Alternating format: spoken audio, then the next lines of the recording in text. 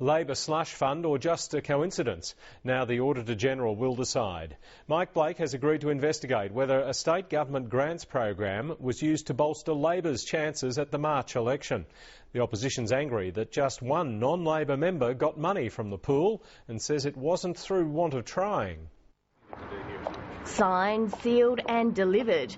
The opposition leader formally requested the Auditor-General investigate what's been dubbed a Labor re-election slush fund. There were 260 handouts from the Premier's Sundry grants program in the 2009-10 financial year, totalling $840,000, and all but one went to Labor MPs.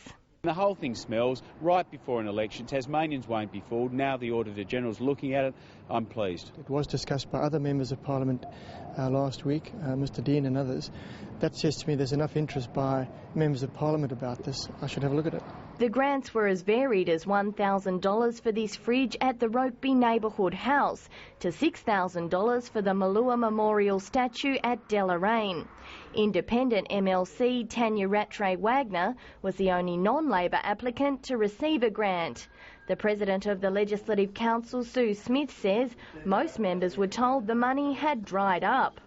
Yet last week we actually saw where there were two top-ups to those funds, so it isn't treated equitably. I mean, obviously there's an interest now in this all happening around about an election, so I'm interested to see was this different to normal practice, what happened last year, the year before, and so on.